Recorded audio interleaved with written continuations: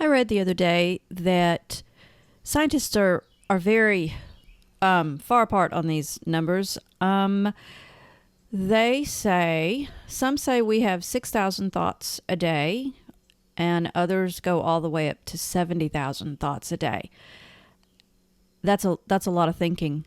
But then the numbers that I found after that were the ones that were quite concerning, because the percentage, no matter if it's 6,000 thoughts or 70,000 thoughts, 80% of those thoughts are negative. 80% of all the thoughts you have in a day are negative. And 95% of those thoughts are repetitive. So basically, this is saying you're thinking the same thought over and over. And the majority of the thoughts you're thinking over and over again are negative. Wow, that's really, I don't think that's a good thing. Philippians 4:8 says, in the NIV, "Finally, brothers, whatever is true, whatever is noble, whatever is right, whatever is pure, whatever is lovely, whatever is admirable, if anything is excellent or praiseworthy, think about such things." And in the Message, it says, "Summing it all up, friends, I'd say you'll do best by filling your minds and meditating on things true, noble, reputable, authentic, compelling, gracious, the best, not the worst, the beautiful, not the ugly, things to praise, not things to curse." And I think on that things to curse, I would also maybe want to add things to complain about. But that's just me, and I can't really add to Scripture, so we'll just leave it at that. But that's what's so crazy about this is, okay, Philippians 4:8 tells us exactly what to think about, and yet science is proving that we spend 80% of our thinking thoughts on negative things.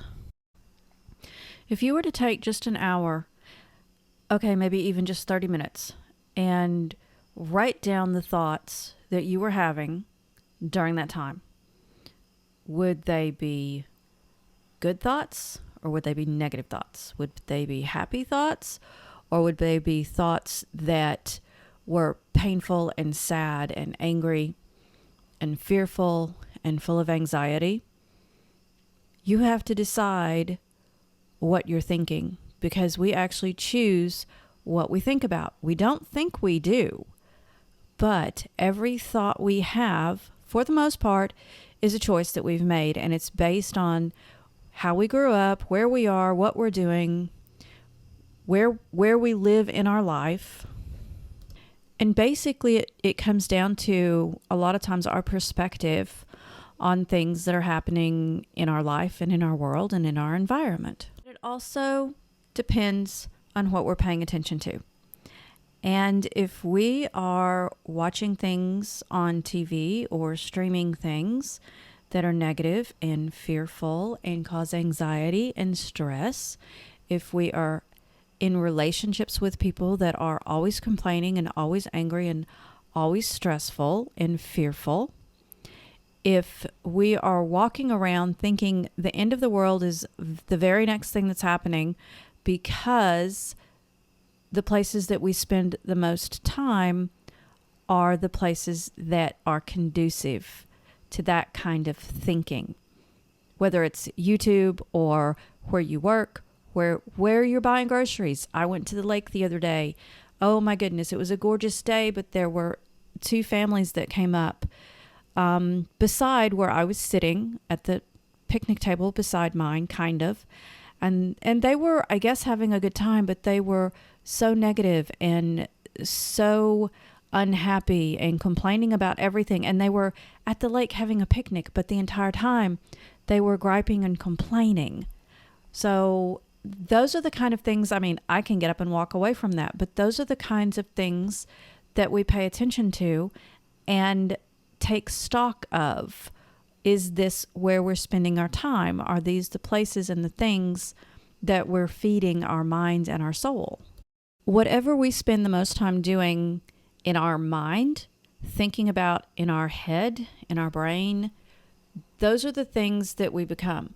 So if we spend a lot of time watching things that are scary and listening to music that is negative and hateful, or, being in situations with people that are not healthy, that's what's in our head. That's what's going to be there. And the more time we spend there and the more time we spend in those environments, the more it affects us. And I'm saying affect us to the point that it changes us.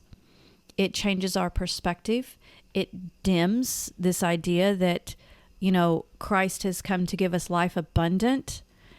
And being in these situations around these types of people or jobs or whatever it is, just slowly picks at who we are and what we actually believe, and it changes those beliefs. For the most part, because we're human, we have a negative bias, meaning that we have the tendency to be negative instead of positive. I'm not necessarily talking about, I'm a positive person or, I'm a negative person. It's just that we have the tendency to see things in a negative light or perspective quicker than we will a positive.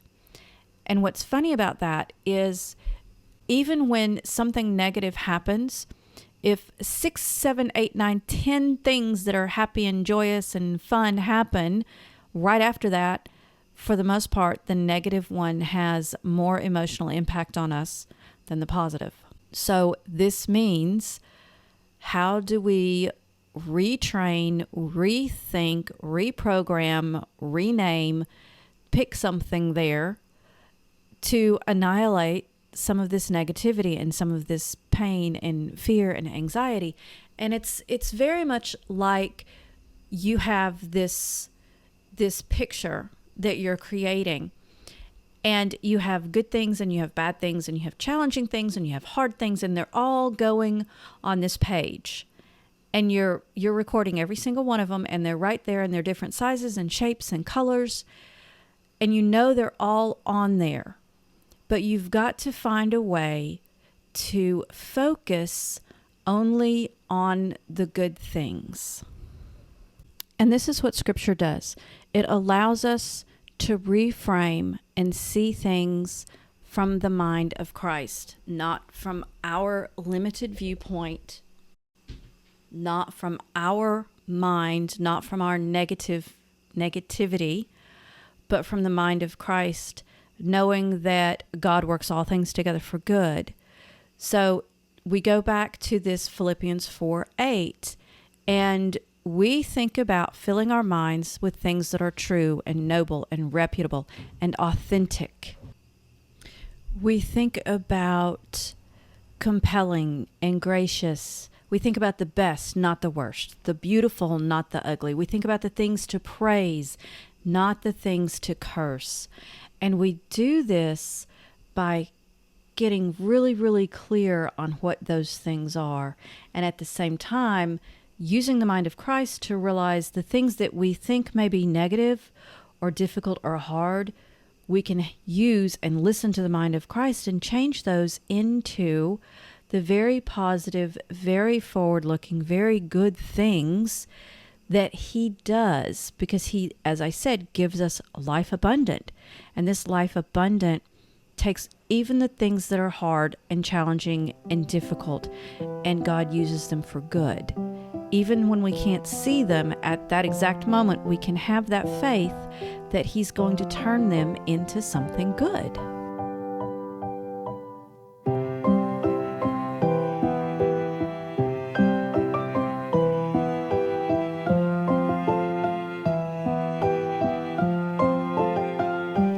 If we can consider covering all the negative, all the hard, all the scary, all the anxious and fearful with grace, if we can consider covering those with joy and only let the good things come to light, only allow the good things, the joyous things, the happy things, the things that are profitable and fun and exciting, if we only let those show through, then the picture our life begins to paint is one of beauty and calmness and no anxiety, no stress, peace, joy.